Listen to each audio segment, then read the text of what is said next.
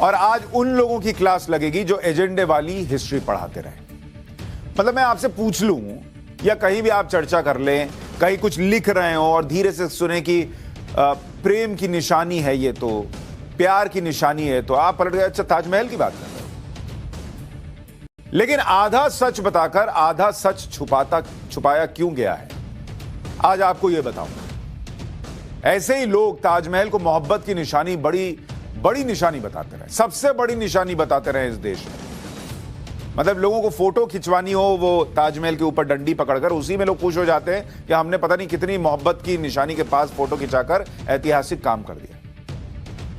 ऐसे ही लोग मुगलों की वाहवाही करते नहीं थकते।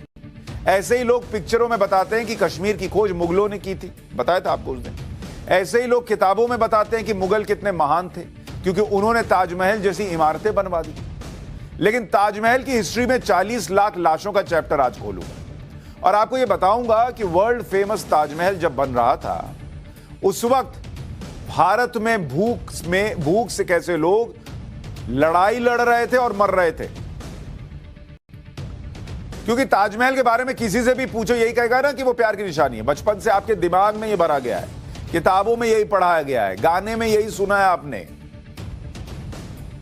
इसमें आपकी गलती है ही नहीं, आपको जो बताया गया, जो पढ़ाया गया, आप वही जान रहे हैं।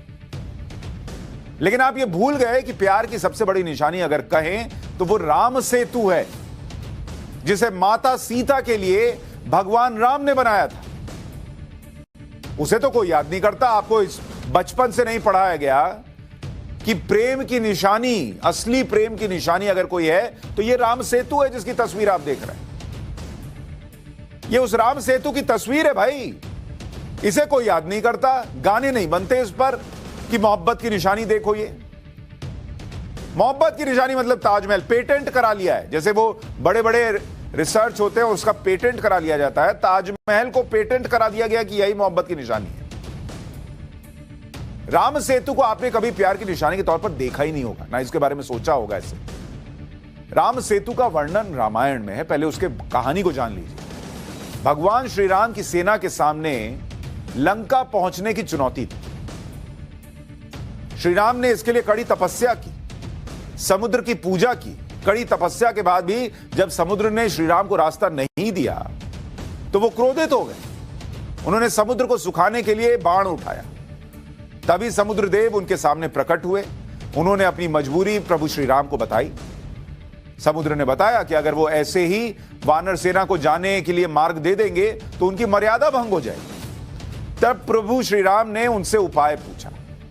समुद्र ने बताया कि समुद्र पर पुल बनाया जा सकता है। इसके लिए वानर सेना के 2 सर्वश्रेष्ठ वानर नल और नील को चुना गया।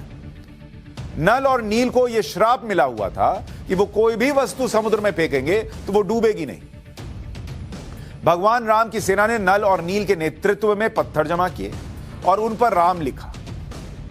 एक एक पत्थर को नल और नील ने समुद्र में फेंका और लंका तक ऐसा सेतु बनाया जो पानी में तैरता रहा, डूबा नहीं। अपने प्रेम तक पहुंचने के लिए प्रभु श्री राम ने जो ये किया, उसकी चर्चा नहीं होती। कैसे होगी? जिस देश में प्रभु श्री राम का जन्म अयोध्या में हुआ या नहीं, रामलला का मंदिर वहां कैसे बन जाए, वहां उसके सबूत देने पड़ते हो जिस देश में, तो वहां प्रभु श्री राम की इस प्रेम कथा के बारे में कोई कैसे बात करेगा कि ये है प्रेम की निशानी। और ये आपने रामायण सीरियल में भी देखा होगा, ये उसी की तस्वीरें दिखा रहा हूं आपको, कैसे नल और नील फेंकते गए और उसमें राम राम लिखा हुआ था। अब रामायण में राम सेतु का वर्णन है, लेकिन इसे यह कहकर खारिज किया जाता है कि यह तो पौराणिक कथा की कल्पना है। अब जब जिस देश में कोर्ट में खड़े होकर कुछ सरकारों ने कह दिया था कि प्रभु श्री राम ही कल्पना थे, तो यह कहानी तो कल्पना बताएंगे। राम सेतु असल में है ही नहीं, यह भी कहा गया, लेकिन इस पर कई शोध हुए और यह साबित हुआ कि राम सेतु कोई कल्पना नहीं है। वैज्ञानिक शोध में यह साबित हुआ कि भारत और श्रीलंका के बीच 50 किलोमीटर लंबी रेखा चट्टानों से बनी है और यह चट्टान लगभग 7000 साल पुराने हैं। ये जिस बालू पर टिके हैं वो 4000 साल पुराना है। नासा की रिपोर्ट के मुताबिक यह पुल करीब 7000 साल पुराना है। एक साइंस चैनल ने अपनी डॉक्यूमेंट्री में सबूतों के साथ यह बताया कि राम सेतु मानव निर्मित था। मतलब ऐसे ही नहीं बन गया था प्राकृतिक तौर पर, उसे बनाया गया था। यह पुल रामेश्वरम से श्रीलंका के मन्नार को जोड़ता था। 15वीं शताब्दी तक लोग इस पर पैदल और घोड़ा गाड़ी से रामेश्वर से मन्नार की दूरी तय भी करते थे। लेकिन इस देश में जिन्होंने हिस्ट्री पढ़ाई, आपके दिमाग में हिस्ट्री का चैप्टर डाला, उन्होंने कभी जरूरी नहीं समझा कि आपको बताएं कि यह भी प्रेम की निशानी हो सकती है, क्योंकि उन्हें तो मुगलों को महान बताना था। यही बात गीतकार मनोज मुंतशिर ने उज्जैन में एक कार्यक्रम में कही थी कि ताजमहल की बातें करने वाले राम सेतु और चित्तौड़ के किले को भूल गए। एक बार मनोज मुंतशिर को सुनिए, फिर आगे का पन्ना खोलता हूं। पीपल फ्रॉम माइंड, और ताजमहल बनवा दिया, चलो ठीक है भाई बनवा दिया। अब हमें जबरदस्ती वो बाएं हाथ से लिखे हुए इतिहास हमें यह बताने की कोशिश कर रहे हैं कि भाई ये तो मोहब्बत की निशानी है। अच्छा, ये मोहब्बत की निशानी है, और अगर ये मोहब्बत की निशानी है तो चित्तौड़ क्या है, जहां हमारी मां रानी पद्मिनी अपने पति राजा रतन सिंह के वियोग में जलती हुई चिता में कूद गई, लेकिन अलाउद्दीन खिलजी को अपने आंचल का एक तार नहीं छूने दिया। प्रेम की निशानी चाहिए, प्रेम की निशानी जानना है, वो पुल देखिए जो हमारे भगवान श्री राम ने अपनी प्राण प्रिया पत्नी सीता को रावण के चंगुल से छुड़ाने के लिए समंदर के सीने पे बांध दिया, वो है प्रेम की निशानी। लेकिन उसे प्रेम की निशानी बताया थोड़ी जाएगा। आपको यह भी नहीं बताया जाएगा कि ताजमहल जब बन रहा था तब कैसे भारत भूख से लड़ रहा था। हम आपको बताते हैं, वो चैप्टर ही इन्होंने फाड़ दिया हिस्ट्री में से, बताया लोग पढ़े ही नहीं। प्रेम की निशानी और उसमें लगा ये संगमरमर सफेद नहीं, कैसे खून से सना है, आपको जानना चाहिए। ताजमहल मुगल बादशाह शाहजहां ने अपनी बेगम मुमताज महल की याद में बनवाया था। 17 जून 1631 में मुमताज महल की मौत हुई और इसके 6 महीने के बाद ही 1632 में शाहजहां ने मुमताज महल की याद में आगरा में ताजमहल बनाने का आदेश दिया। शाहजहां ने ताजमहल बनाने का आदेश तब दिया जब 1630 में गुजरात और दक्षिण के इलाके में भयानक अकाल पड़ा हुआ था। लोग भूख से मर रहे थे, खाने के लिए नहीं था, और एक राजा ऐसा था जो ताजमहल बनवा रहा था, उस पर करोड़ों खर्च कर रहा था। और यह ताजमहल प्रेम की निशानी है। अरे प्रेम अपनी जनता से भी तो करो। 1631 में गुजरात के अकाल में 30 लाख लोग मारे गए थे, 30 लाख, और दक्षिण के इलाके में 10 लाख लोग मारे गए थे, यानी 40 लाख लोगों की लाश पर बना ताजमहल। लेकिन एक शहंशाह को लगता था कि उसे ताजमहल बनाना है तो उसे इस 40 लाख मौतों से फर्क नहीं पड़ता था, और उसका गुणगान होता है कि प्रेम की निशानी है ये। 1632 से 1653 के बीच जब ताजमहल बन रहा था तो इन 21 सालों में भारत भयानक गरीबी में था, फिर भी आम जनता पर कोई रहम नहीं किया गया था। अकबर के काल में जो भूमि कर 1/3 होता था, यानी 1/3 आपको भूमि कर देना पड़ता था, वो शाहजहां के काल में 1/2 कर दिया गया, मतलब आधा आपको दे देना है टैक्स के तौर पर। लोग भूख से मर रहे थे और आधा टैक्स दे रहे थे। क्यों? क्योंकि शाहजहां को यह निशानी बनवानी थी जिसे अब यहां लोग बैठकर कहते हैं प्रेम की निशानी है। यह प्रेम की निशानी है, ये जो 40 लाख लोगों की लाश पर बनी हुई है। ताजमहल को बनाने में 21 साल का वक्त लगा था, 21 इयर्स, और उस 21 साल में क्या स्थिति रही वहां पर वो भी आपको जानना चाहिए। 22,000 मजदूर लगे। ताजमहल की कहानी आज आपको बताता हूं, वो चैप्टर जो आपको नहीं बताया जाता। 22,000 मजदूर लगे ताजमहल को बनाने में। खर्च तब का कितना था?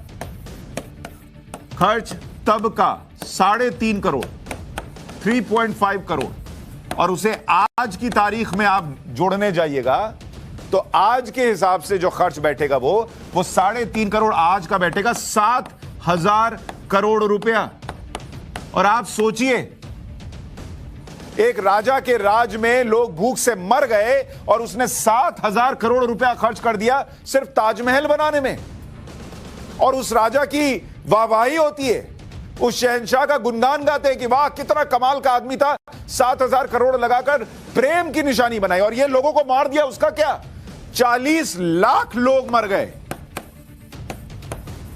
भूखमरी से, और उस राजा का गुणगान होता है। यह है इस देश में कैसे आपको हिस्ट्री पढ़ाई गई है। मनोज मुंतशिर ने भी इसी का जिक्र किया। उनका एक और स्टेटमेंट सुनाता हूं, फिर अगला पन्ना खोलता हूं। 17वीं शताब्दी में जब शाहजहां ताजमहल बनवा रहे थे, पता नहीं आप में से कितनों को पता है या नहीं पता है, ये वो पीरियड था, ये वो दौर था जब इसी हमारे आपके भारत देश में 35 लाख लोग भूखमरी का शिकार होकर दम तोड़ चुके थे, भूख से मर चुके थे। ऐसे आलम में एक राजा, एक बादशाह क्या करता है, उस जमाने के 9 करोड़ रुपए एक मकबरे पे खर्च कर देता है, जिससे पूरे देश की गरीबी मिट सकती थी। गलत नहीं कह रहे मनोज मुंतशिर, ताजमहल मकबरा ही है। और इसके बाद मनोज मुंतशिर को लोग टारगेट करने लगे। अरे टारगेट करो उन हिस्टोरियंस को, उन लोगों को जिन्होंने आपके दिमाग में इसे प्रेम की निशानी बनाकर भर दिया। कभी नहीं बताया कि कैसे एक देश की गरीबी मिट सकती थी, उतना पैसा एक मकबरे पर खर्च कर दिया गया। ये प्रेम की निशानी है। और जो असली प्रेम की निशानी है राम सेतु, उसका जिक्र नहीं है। जब देश के एक हिस्से में अकाल पड़ा था, तब शाहजहां ताजमहल पर अपनी दौलत लुटा रहा था। ताजमहल बनाने के लिए देश और दुनिया से कीमती मटेरियल मंगवा रहा था। आगरा तक कंस्ट्रक्शन मटेरियल लाने के लिए 1,000 हाथियों का इस्तेमाल किया गया। 22,000 मजदूर लगे, पेंटर, पत्थर तराशने वाले लगाए गए। राजस्थान से संगमरमर मंगवाया गया, खास स्टोन पंजाब से आया, क्रिस्टल चीन से मंगवाया गया, श्रीलंका से नीलम मंगवाया गया, तिब्बत से फिरोजा आया और अफगानिस्तान से लापीस लाजुली पत्थर मंगवाया गया। कुल मिलाकर 28 तरह के कीमती स्टोन्स को सफेद संगमरमर में जड़ा गया। इतना सब कुछ मंगाया गया, लेकिन अपनी प्रजा के लिए उस राजा ने 2 वक्त का खाना नहीं मंगाया, ना भिजवाया। लेकिन वो मुगल महान थे और यह प्रेम की निशानी।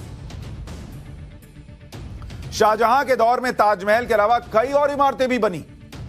दिल्ली का लाल किला 12 मई 1638 को लाल किला बनना शुरू हुआ था। 10 साल बाद 1648 में लाल किला बनकर तैयार हुआ। यह लाल बलुआ पत्थर और संगमरमर से बनाया गया है। लाल किला बनाने की लागत लगभग 1 करोड़ रुपए थी तब की। देश अकाल से जूझ रहा था, ये भाई लोग लाल किला बनवा रहे थे। और इनको बताया जाता है कि मुगलों का आर्किटेक्चर देखिए, क्या कमाल की इमारतें बनाई हैं। अरे भाई साहब, मुगलों की बेरहमी देखिए कि 40 लाख लोग मर रहे थे भूखमरी से और उनको इमारत बनाने की सूझ रही थी। जामा मस्जिद सफेद संगमरमर की सबसे बड़ी मस्जिद है। 1656 में दिल्ली में जामा मस्जिद बनकर तैयार हुई। 6 साल में 10 लाख रुपए की लागत से बनाई गई। लोग मर रहे थे, यहां जामा मस्जिद बन रही।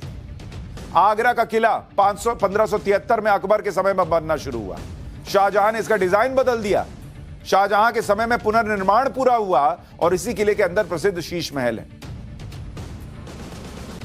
महल बना रहे थे, प्रजा मर रही थी और ये महल बना रहे थे। और ये मुगलों का नाम आपके दिमाग में भर दिया गया कि मुगलों ने कमाल कर दिया। मोती मस्जिद 1645 में शाहजहां ने मोती मस्जिद बनवाई थी। आगरा के किले के अंदर बनाई गई। मोती मस्जिद की लागत 1,60,000 रुपए थी उस वक्त की। सफेद संगमरमर से मोती मस्जिद बनाई गई। शाही परिवार के लोगों के लिए बनी थी। शाही परिवार के लोगों के लिए एक मस्जिद बनाने में 1,60,000 खर्च कर दिए गए, लेकिन गरीब को खाना नहीं भिजवाया। भूख से मर गया, लेकिन खाना नहीं मिला। प्रेम की निशानी। जामा मस्जिद, आगरा में भी शाहजहां ने जामा मस्जिद बनवाई थी। 1643 में बननी शुरू हुई, 1648 में पूरी हुई। जामा मस्जिद की लागत 5 लाख रुपए आई थी। अपनी बेटी जहां आरा बेगम को समर्पित किया था इसने। कौन कहता है आज की डेट में परिवारवाद है? उस वक्त भी परिवारवाद ही चल रहा था। आए, इन्वेड किया, लूटा और उसको लुटा दिया। और यहां जो लोग यहीं के थे वो बेचारे भूख से मर गए। लेकिन मुगल महान है और ताजमहल इकलौती निशानी है मोहब्बत की बॉस। शाहजहां के काल को हिस्ट्री बुक में गोल्डन पीरियड कहा जाता है। सोचिए हिस्ट्री कैसे लिखी गई है, क्योंकि उसने ताजमहल और उसकी तरह की अन्य इमारतें बनवाई थी। लेकिन इनकी सच्चाई नहीं बताई गई कि ये किस तरह और किन हालातों में बनवाई गई। ताजमहल बनवाने वाले शाहजहां के बारे में देश के पहले प्रधानमंत्री जवाहरलाल नेहरू ने अपनी किताब द डिस्कवरी ऑफ इंडिया में लिखा था। उन्होंने लिखा कि शाहजहां फ्रांस के राजा लुई द 14 का समकालीन था। जब लुई द 14 30 साल के युद्ध की विभीषिका के बीच वर्साय में अपना महल बनवा रहा था, उसी वक्त शाहजहां ताजमहल और मोती मस्जिद बनवा रहा था। दिल्ली में जामा मस्जिद बनवा रहा था। अपने शाही महल में दीवाने आम और दीवाने खास बनवा रहा था। यह मुगल शान शौकत की चरम सीमा थी। दिल्ली के दरबार की शान वर्साय से कहीं ज्यादा बढ़कर थी, लेकिन वर्साय की तरह यह भी गरीब और कमजोर लोगों के आधार पर कायम थी। गुजरात और दक्षिण में भयानक अकाल पड़ा हुआ था। जवाहरलाल नेहरू की किताब से यह पन्ना पढ़कर इसलिए बता दिया कि कुछ लोगों को हजम नहीं होगा कि मैं यह सब बता रहा हूं। लेकिन यह पन्ना होने के बावजूद इतने साल से आपको यह सब नहीं बताया गया। सिर्फ एक ही चीज दिमाग में भर दी गई। बात सिर्फ ताजमहल और राम सेतु तक सीमित नहीं है। हमें यहां बताया जाता है कि मुगल नेशन बिल्डर्स थे। उससे पहले कुछ जैसे था ही नहीं, जबकि भारत में मुगलों से पहले भव्य मंदिर के निर्माण हो चुके थे। मनोज मुंतशिर ने इस पर भी क्या कहा, एक बार सुनिए, फिर आगे की बात।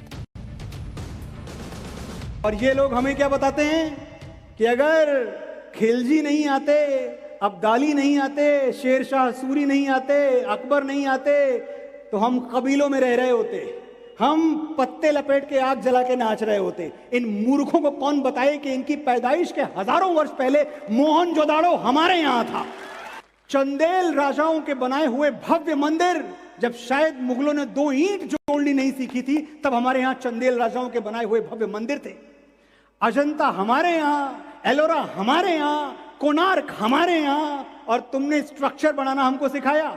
तुम अपने समरकंद और फरगाना में टॉयलेट नहीं बनवा पाए, हमारे यहां ताजमहल बनवाने आए थे।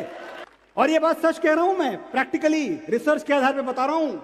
जब हमारे यहां इतने भव्य आकृतियां, इतने भव्य मंदिर बने हुए थे, ये बाहर खुले में शौच करते थे। मैंने कई बार ये नोटिस किया है, स्कूल्स में भी जो हिस्ट्री पढ़ाई गई वो तो पूरी नहीं पढ़ाई जाती। एक ऑब्सेशन है, बच्चों को घुमाने ले जाते हैं तो सीधा आगरा के ताजमहल ले जाते हैं, कभी राम सेतु दिखाने नहीं ले जाते, कभी बाकी चीजें दिखाने नहीं ले जाते, सीधा ताजमहल लेकर आते हैं। और दिल्ली में ये मस्जिद और वो मुगलों के आर्किटेक्चर को दिखाते हैं। दिखाइए, लेकिन ये सब भी तो बताइए, हिस्ट्री पूरी तो पढ़ाइए।